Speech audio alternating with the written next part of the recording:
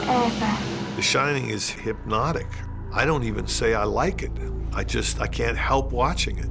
It's one of those movies where you know you're in for some terrible things are going to happen, but you can't look away.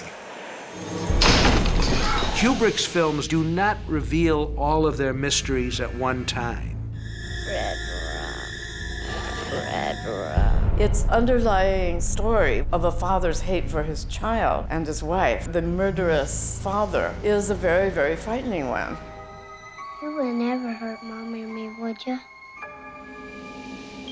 There were some moments in the film that were as chilling as anything I've ever seen on film. Just surprising, surreal images. Great party, isn't it? The sense of the film was that you ain't seen nothing yet.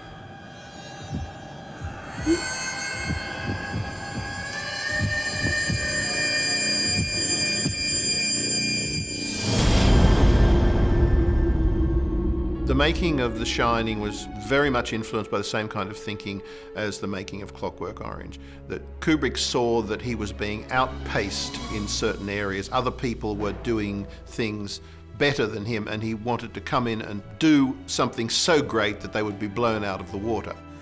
Well, that just happens to be exactly what I'm looking for.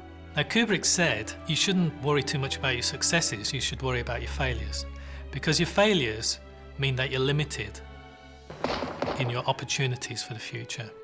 Barry Lyndon is a fabulous film, but unfortunately it didn't make that much money. So he couldn't, after Barry Lyndon, make Napoleon, his dream project. So he had to find a project that would perhaps make him money.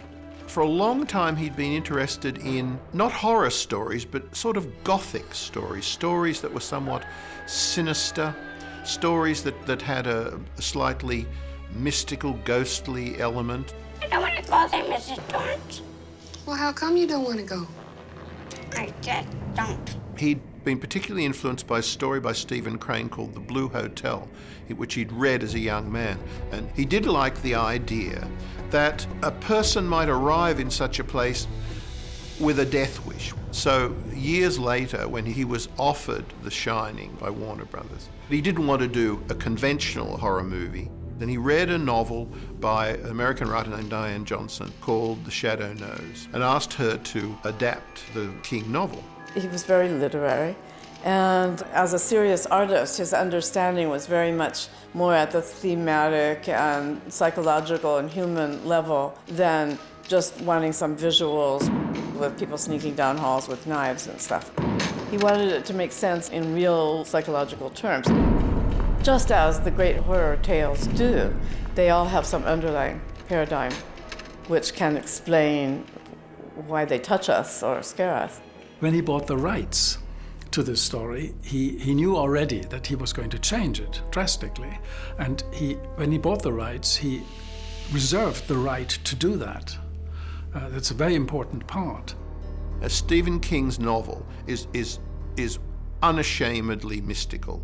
There are ghosts and horrors in this hotel. It is haunted because it's built on an old American Indian graveyard. Out in the gardens, there are these topiary animals made out of plants which get up and walk around and chase you and so on. There was always a question about to what extent the supernatural was real. Whether, for instance, a ghost could open the freezer door and let Jack out. And finally, we just had to abide by some inconsistencies that supernatural things would happen. He made it much less specific, and again, typical for Stanley Kubrick and his handwriting, not explained. Many things are open-ended. We don't get the classical Gothic horror film answer of a beginning and here's the story and this is how it ends. No, we don't know. It remains full of ambiguity.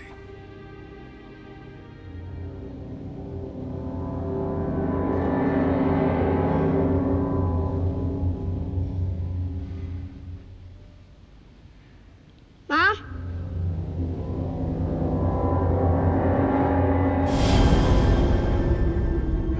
Well, Stanley said to me, what comes first? It was like the chicken and the egg. The exterior or the interior of the hotel? I said, well, you need the exterior, and then we can base all the interiors on the shape. The aerial shots of the Overlook Hotel were actually the Timberline Lodge in Oregon, and the close-ups were an exterior set in the UK. When was the Overlook built? Construction started in 1907. Now, Kubrick was a stickler for authenticity. So he sends people out to photograph hotel rooms all over America. And he gets these thousands and thousands of photos, and he says, right, I'll have that room, I'll have that room. And that's how the Overlook Hotel got its rooms and got the different looks for each of the rooms. Perfect for a child. He didn't believe in set design.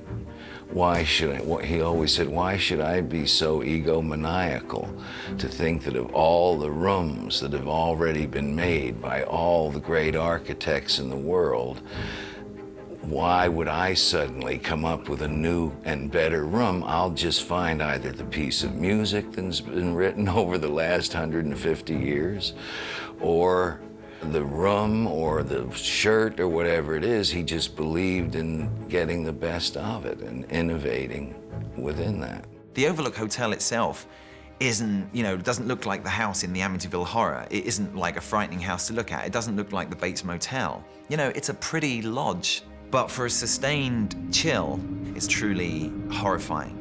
He did like the idea of the Indian graveyard, and because the Irani had all these wonderful Indian motifs, we decided we'd go that route, and I suggested doing a model. So we started building these models to a big scale, 1/2 inch to the foot, and everything became three-dimensional to Stanley. Because we had these models, he worked out a formula where by using certain lighting, like if you used a 2K, that would transfer into so many candles. So he could work out exactly how much lighting he would require for those huge windows. This place is fantastic, isn't it, hon? Sure is. Each window outside had, in the one case, 700,000 watts of lights just ranked up and down on scaffolds that he built. And the other one, 1,000,000 watts of light, so that the lights can be out here, come through the windows, creating this great whiteout. And it's that kind of light that happens in the high latitudes in winter. This cold light that just fills every part of a space and doesn't fall off, And when they crank those lights on, if you have the freedom to move in every direction, to look around, to follow somebody, to wheel around with them, as you do in life, in real life. Kubrick at this point was getting very preoccupied with moving camera as well. The Steadicam had just come in, and he was able to get Garrett Brown, the inventor of the Steadicam, to come and work on the film. It is a way of disconnecting a camera from the bloke who's holding it.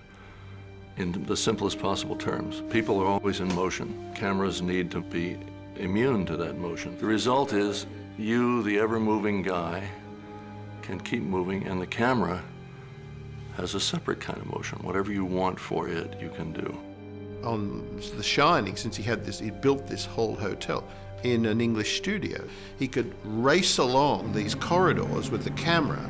Kubrick had in mind these low tracking shots, the Danny Lloyd eye level. So we simply inverted the camera end of it and hung the camera from its top rather than its bottom. And Stanley had a strange wheelchair made for him by a guy named Ron Ford that allowed Stanley handheld to sit in the chair and be pushed around, right? So in particular, on that shot with Danny Lloyd in the big wheel, we contrived this wheelchair shot.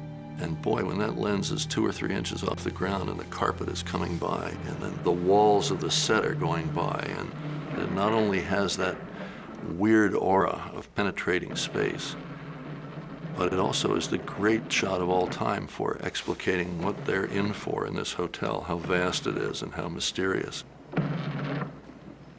And the sound part of it, by the way, was a surprise to Stanley. He had, it hadn't occurred to him, I think, because we were all shocked in dailies to suddenly hear this rug, no rug, rug, no rug. You couldn't hear it unless you had the mic right there. Nobody liked the topiary animals in the book. First of all, they thought they're hard to do. And this was before CGI was really around. Now, of course, simplest thing in the world. Also, the film was evolving into a much more psychoanalytical frame of mind. And Kubrick, all his life, was a game player. For a while, he earned a kind of living playing chess for money in New York as a young man. He was a puzzle solver. And he also had a model of the maze that he kept in his office, and he would work on ways to move the people around. And the Steadicam, of course, was perfect for that. Look out. I'm coming in close.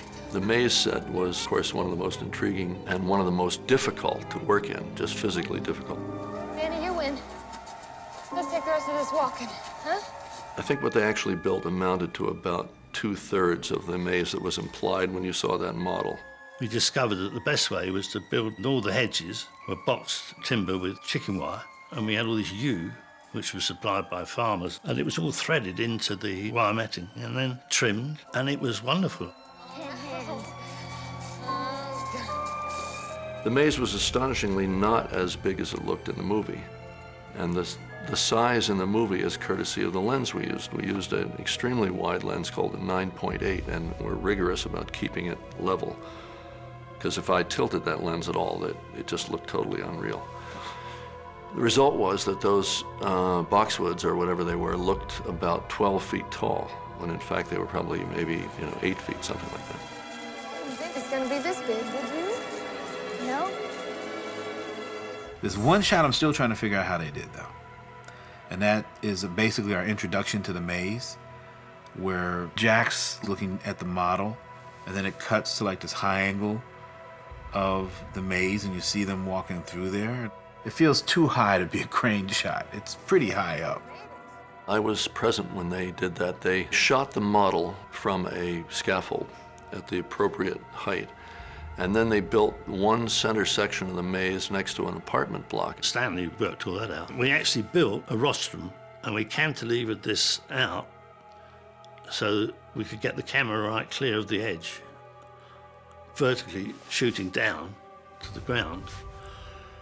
And to my amazement, Stanley actually climbed out and looked through the camera. And I don't think he realised he was out that far in space.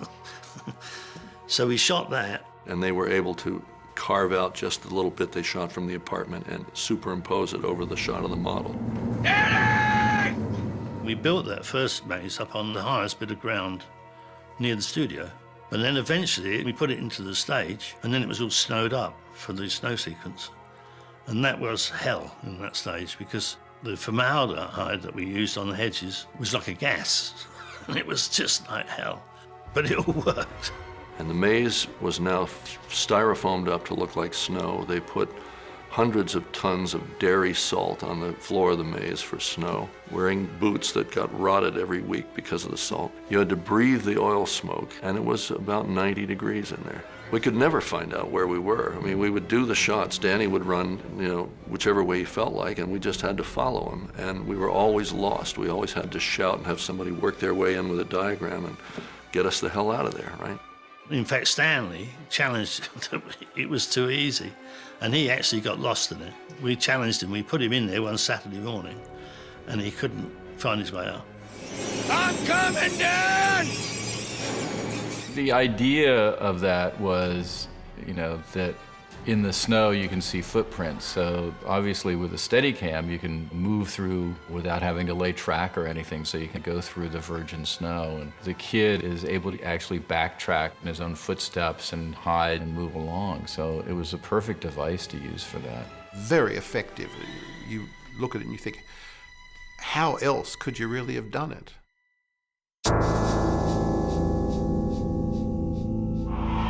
Stanley told me the face, it's the most important thing, the face and then the rest. But start with this, cinema is this.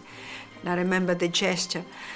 And therefore, he also wanted me to have very much input in the makeup and hair, as well as the costumes. Hello? In The Shining, Stanley did not really quite tell me how the people should dress, but one thing put him in the right direction was the fact that, he wanted people to look Middle America. He didn't want, though, the clothes to look too worn out or tired. Yeah, it's the best place I've ever seen.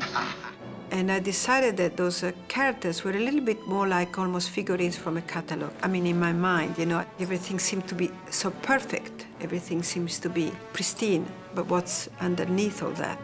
I think it might be a good idea if you leave your radio on all the time now. Over? Okay, we'll do that. Everything that could be away from the horror, I tried to do.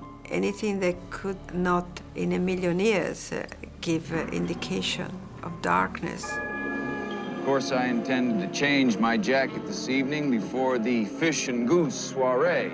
Very wise, sir. Very wise. Stanley was not a director who looked for reality. He was an operatic director. And Stanley said, real is good, interesting is better. He always worked a lot with actors. I mean, he'd sort of go off in a huddle with whoever, and you could see them talking for a long, long time and really talk things through and chat it through. Danny, what happened to your neck? Danny, what happened to your neck? Shelley Duvall actually had a much bigger part in my original script because, of course, I sympathized with her and I gave her things to say. She was involved in trying to figure out what to do. You did this to him, didn't you? He was interested in a person that was probably more in love with her partner than her partner was with her, and who was needy in the relationship, and would seem to be able to be perceived as somebody that might tolerate the intolerable longer than one would think that someone might. And she was able to be very needy. There's someone else in the hotel with us. There's a crazy woman in one of the rooms. She tried to strangle Danny. I think he saw that, he saw that she was a gifted actress, but he also knew that he wanted her to literally be at the end of her tether, and therefore he was mean to her on the set, and he pushed her harder in order to get the level of kind of hysteria out of her that he felt that the role needed. Has it ever occurred to you what would happen to my future if I were to fail to live up to my responsibilities? Has it ever occurred to you? Has it? Stay away from me. He felt that he had to create that in his own relationship with her. I'm very confused. Kubrick wants the truth, and that authenticity that he puts into all his design is the same with his actors. This is an undervalued part of his films, I feel, because his actors actually exist in the space, in that moment, and he gets them there by whatever means necessary.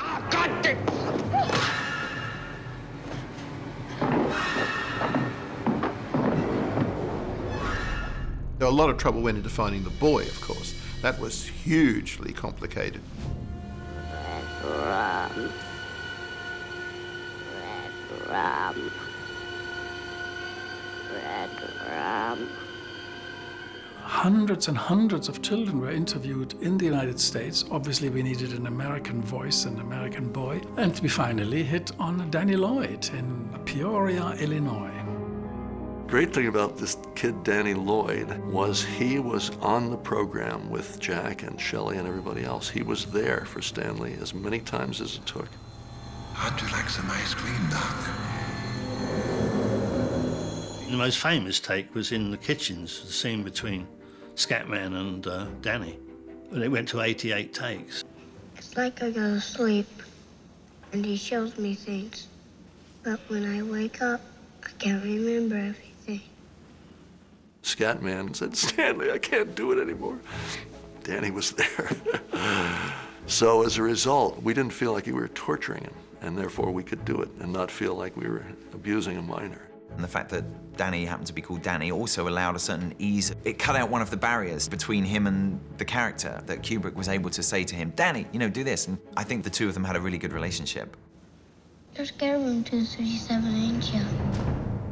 Kubrick never liked big actors, never liked stars. But when he got around to The Shining, he thought back over actors that he had already thought of using in other films. And his original casting for his Napoleon project, which never got made, was Jack. And also he suited Warner Brothers because he was a bankable name. I dreamed that I killed you and Danny. Oh, my God. He thought Jack was a great actor, and Jack is a great actor, and he thought he would be an amazing person who could do the transitional stuff from Jack to Here's Johnny. What we got involved in was looking at old Nicholson films, and so That'll do it. then generated a decision to write a more antic Jack.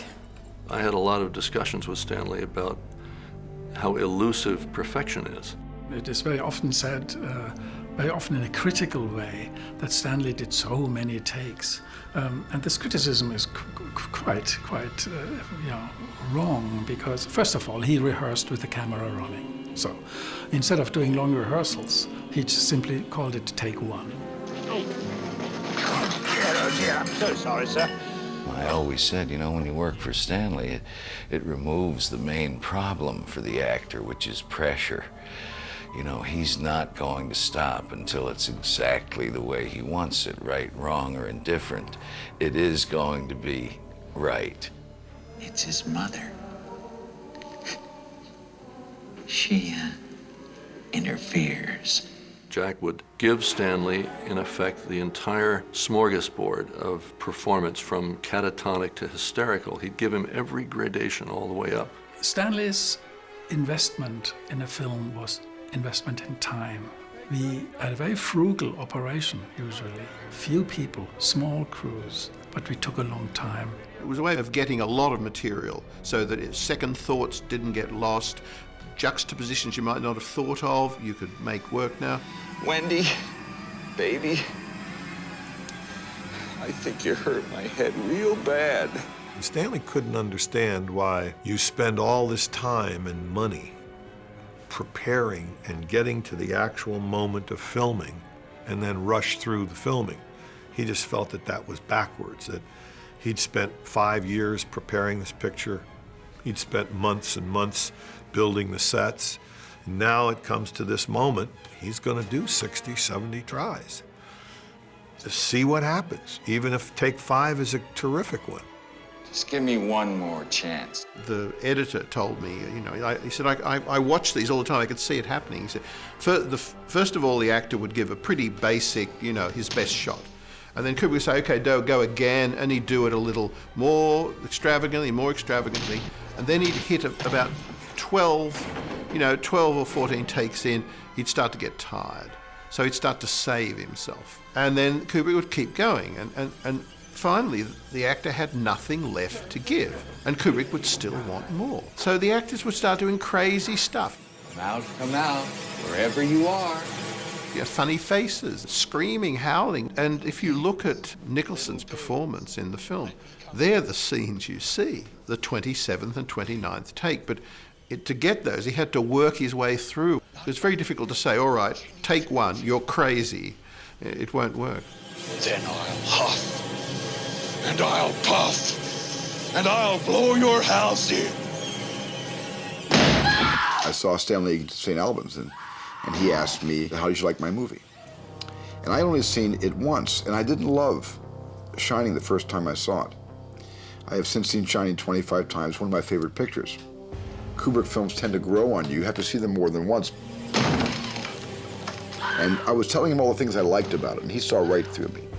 And he said, well, Stephen, obviously you didn't like my picture very much. Tell me what you didn't like about it. I thought Jack Nicholson, who is a great actor, and I thought it was a great performance, but it was almost a great kabuki performance. It was almost like kabuki theater. He said, you mean you think Jack went over the top?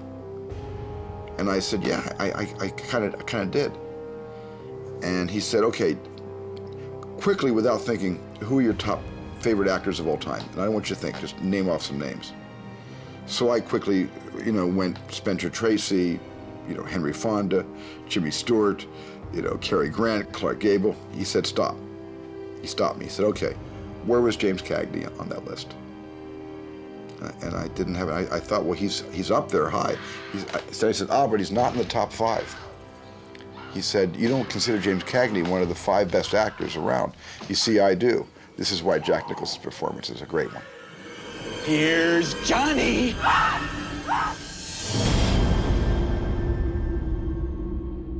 As far as my wife is concerned, I'm sure she'll be absolutely fascinated when I tell her about it. She's a confirmed ghost story and horror film addict. A lot of people didn't like it when it first came out because they had read the book.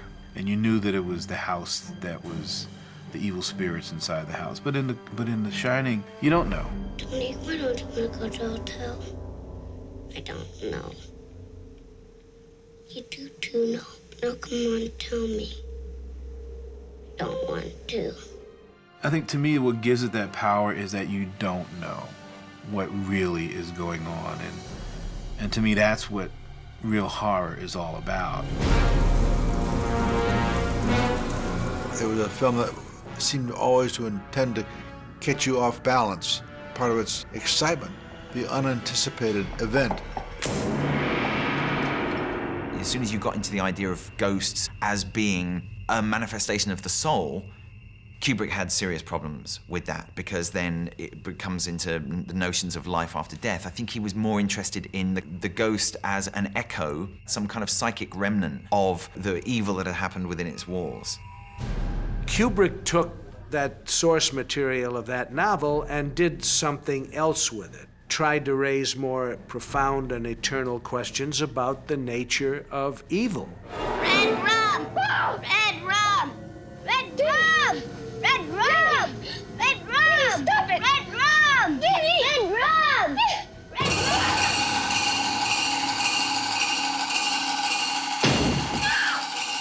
Horror is across the dinner table, across the breakfast table. Actually, horror is in the family, can be, and often is. And it's always hidden, it's always repressed. It's too frightening for otherwise if we think that the horror is so near home. But it is, and that's what The Shining is about. Whatever the explanation is, I think we have to get Danny out of here.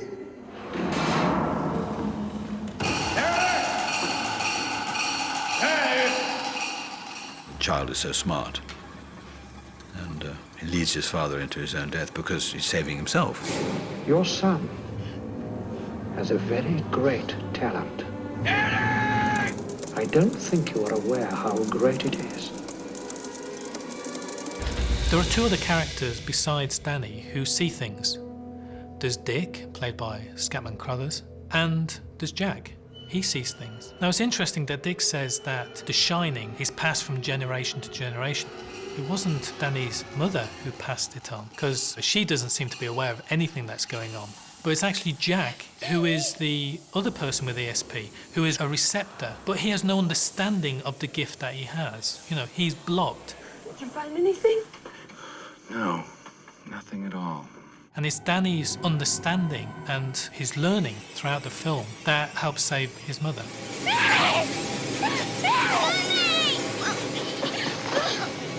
It's he who kills himself. His own madness consumes him. It's like that line in Full Metal Jacket. It's not the gun, it's the hard heart that kills. That's probably the single most cogent statement in any Kubrick movie, I think.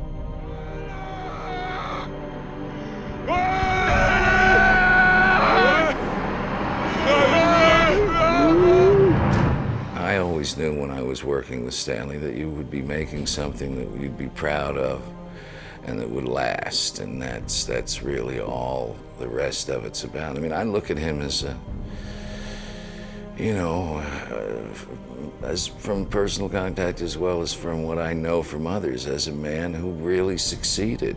He used cinema to reflect what the world or society was thinking and fearing and experiencing at that particular time. So it's completely contemporary. Quite remarkable. He's a remarkable filmmaker. That's one of the things I love about Kubrick as a filmmaker. He didn't want people to forget about the movie. He spent a lot of his life making it. He wants people to talk about it. He wants folks to discuss it, argue about it, and take it home. The best horror is the horror that you take home with you.